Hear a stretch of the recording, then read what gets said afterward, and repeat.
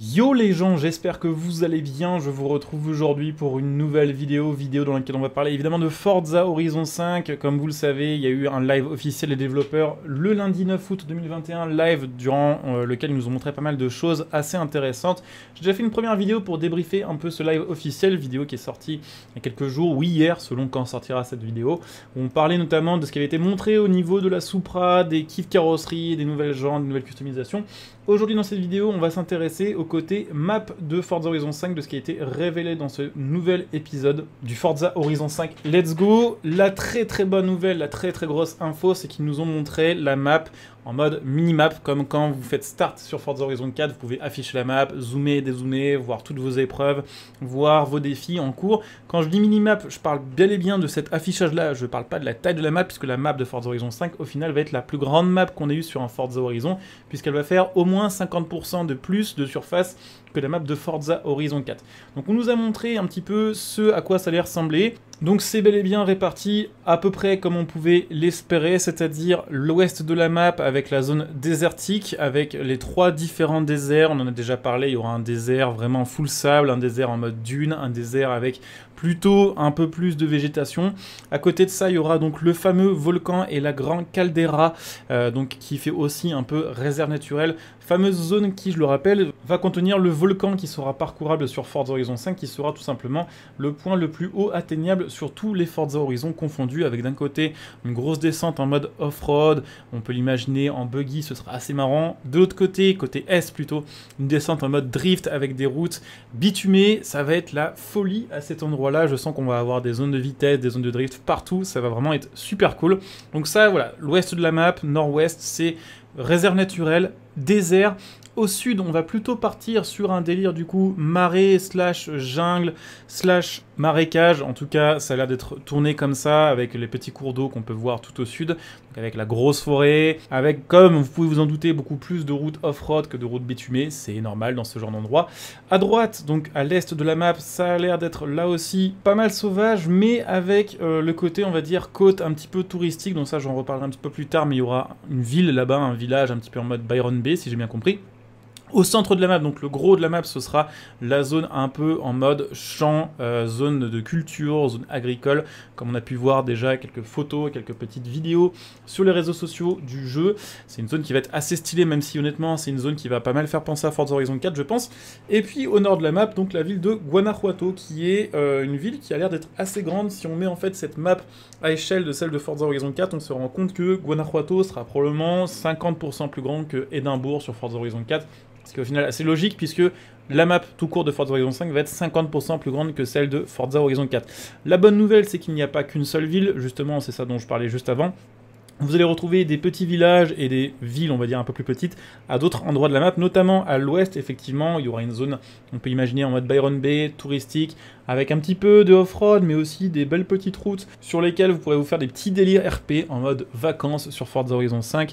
Vous aurez également une petite ville vers le sud-ouest de la map, et puis une ville un peu plus importante, donc toujours plus petite que Guanajuato, mais plus petite que celle qui sera tout au sud, qui sera voilà, vers le milieu ouest de la map, qui sera dans la contrée du Baja California ou Baja California, donc en gros Basse Californie, qui est un vrai état du Mexique. D'ailleurs, je rappelle que toute la map de Forza Horizon 5, tous les lieux sont inspirés de vrais lieux avec les vrais noms, y compris Guanajuato, qui est une vraie ville qui existe en vrai au Mexique. Très bonne nouvelle également, l'autoroute, on en avait déjà parlé, on le savait sur Forza Horizon 5, on aura une autoroute qui sera la plus grande autoroute qu'on a eue sur tous les Forza confondus.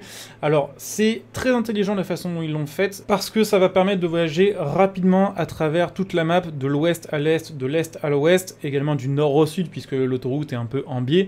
Et surtout, ce qui est hyper bien, c'est qu'ils ont mis des gros échangeurs à plusieurs endroits sur l'autoroute, ce qui va permettre de débouler dans plusieurs zones, avec d'un côté la possibilité d'aller vite dans le désert, la possibilité d'aller vite, on va dire plutôt vers Guanajuato, vers les zones, on va dire plutôt type agricole, et puis la possibilité de traverser toute la map à 300 km/h pour se rendre du côté plutôt plage, du côté de la jungle, effectivement, donc ça a été très bien pensé. Je kiffe ça perso, je me demandais pas pourquoi, mais je kiffais l'autour de Forza Horizon 1 avec ses gros échangeurs à l'américaine.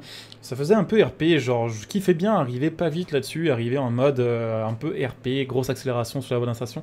Je kiffais ça, et je pense qu'on va pouvoir refaire le même délire sur Horizon 5. La map, enfin en tout cas l'autoroute a l'air d'être beaucoup plus réaliste et d'être beaucoup plus sympathique à parcourir que celle d'Horizon 4 qui au final était bien pour les lignes droites, pour tester les voitures qu'à 400, mais qui n'était pas forcément, on va dire, fabuleuse à parcourir.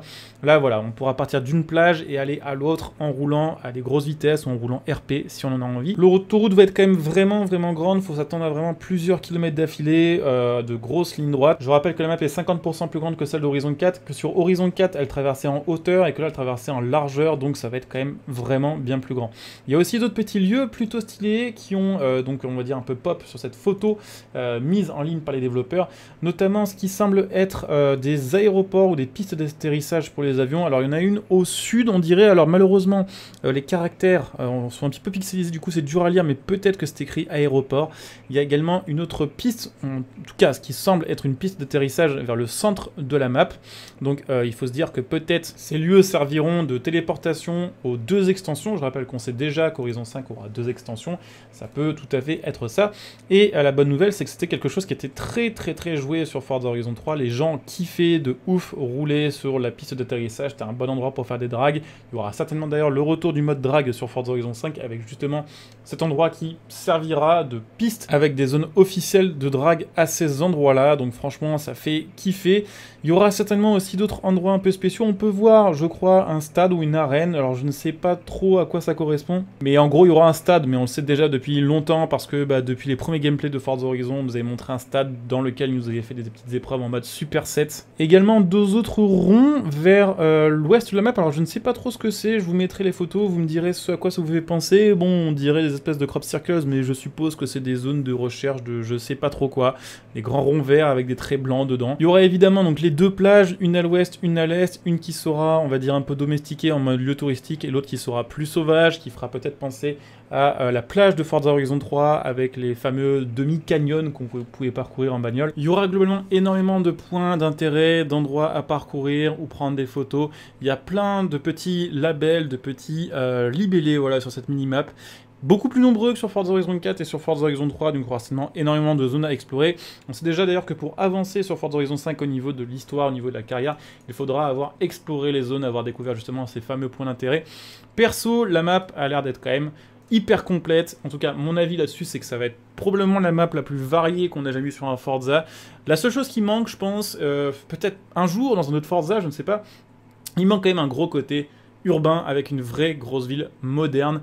Un peu ce qu'on aurait pu trouver, ce qu'on aurait kiffé trouver peut-être sur Forza Horizon 4 si on avait eu une extension Londres ou si on avait eu quelque chose de ce style-là. C'est vrai qu'il manque quand même un endroit un petit peu peut-être à la Byron Bay, pardon, à la Byron Bay, mais plutôt à la Surfer Paradise de Forza Horizon 3, en mode vraiment gratte-ciel et ville ultra moderne. Mais peut-être que Guanajuato, il y a peut-être une partie comme ça. On verra bien, de toute façon le jeu maintenant sort dans à peine 2 mois et demi, et de toute façon je pense que les développeurs vont continuer assez souvent à nous montrer du gameplay, à nous montrer des images, donc on en saura peut-être plus très bientôt aussi à ce sujet-là. Donc on va arriver plus ou moins à la fin de cette vidéo. N'hésitez pas bien sûr à utiliser la section commentaires pour dire si vous avez voilà, une petite idée de ce que ça peut être les petits ronds verts. Si vous avez aussi d'autres choses à dire sur cette map, des choses que vous avez remarqué quoi, n'hésitez pas, pensez comme d'habitude bien sûr, laissez un petit like, à commenter, à partager, à vous abonner, à venir me follow sur Twitch pour être notifié de mes prochains lives. Comme d'habitude, vous trouverez le lien de ma chaîne Twitch en description et en top commentaire sous cette vidéo, donc n'hésitez pas à venir jeter un petit coup d'œil. Bien sûr, si vous avez Amazon Prime, je vous invite à utiliser votre Twitch Prime sur ma chaîne Twitch, ce qui vous permettra de me soutenir gratos en vous faisant profiter de contreparties de votre côté. Vous pouvez me retrouver sur Twitter et sur Facebook si vous avez envie d'être au courant de mes actualités, de mes posts, voilà. N'hésitez pas à jeter un petit coup d'œil, vous pouvez aussi me contacter par message privé sur cette plateforme-là. Vous pouvez aussi me soutenir gratos en utilisant mes liens de soutien sous cette vidéo, en faisant vos achats, mon lien Instant Gaming par exemple pour acheter vos jeux et vos cartes d'abonnement à prix réduit, tout en me soutenant, et j'ai un lien matériel.net pour ceux qui souhaitent me soutenir en achetant éventuellement leurs composants PC et leur config PC, et pour ceux qui souhaitent me soutenir de manière payante, bien sûr, je rappelle que vous pouvez devenir membre soutien de ma chaîne YouTube et le bouton rejoindre sous cette vidéo à partir de 99 centimes par mois, et profiter de plein de contreparties là aussi. Je coupe ici, je vous dis à très bientôt dans la semaine pour une nouvelle vidéo, où là, ce coup-ci, on parlera de tous les petits détails remarquables et remarqués, donc avec ce nouveau live, qui méritait peut-être pas forcément, on va dire, séparément d'avoir une vidéo dédiée. Allez, je coupe ici, je vous dis à très bientôt, bonjour à tous, ciao.